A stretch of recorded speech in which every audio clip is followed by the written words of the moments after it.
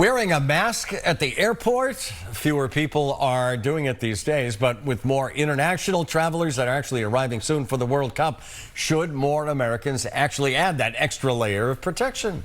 You've missed him, and we have two. Joining us now, Dr. Daniel Kuritzkes, Chief of Infectious Diseases at Mass General Brigham. Great to have you on. Well, it's nice to be back with you, Erica and Ed. I'm no longer the chief of infectious disease, though. I'm now a senior physician in infectious disease. Well, you know what?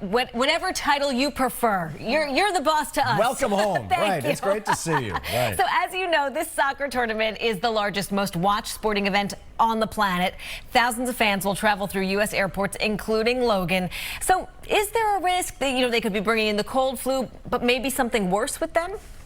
No, I think most people transiting through the airport are really not going to be at any significant risk. Yes, in theory, you might catch a cold or potentially flu coming from the southern hemisphere if you're really standing very close to people who are coughing and sneezing. But just, Logan is now pretty well designed with lots of airy spaces, and unless you're packed in tight with other people, I don't think there's a real risk. So that opens the door to the next question, Dr. Kuritzkes. Where are passengers most vulnerable? I'm thinking the plane. You know what I mean? It's a tube, and that's it. You know what I'm saying?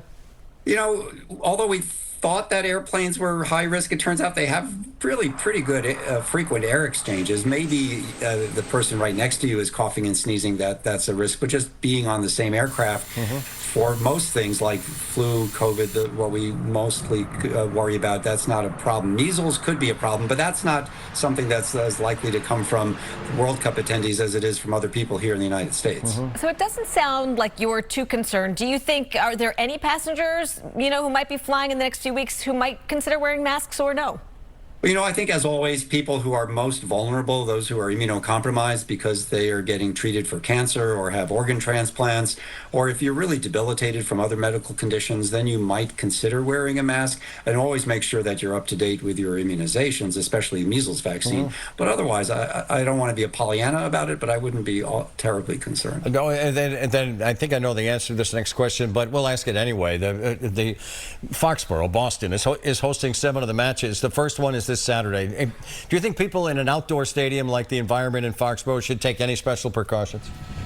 Again, being outdoors is probably the best place that you could be in terms of preventing acquisition of respiratory infections and other transmissible infectious diseases. Being in a packed, tight space, or if the person next to you is shouting right into your face, that could be a risk. But by and large, it's not something I would be very concerned about. It's great to see you, Dr. Kuritzkes. One final question. Do you have the Beatles' White Album in that collection behind you?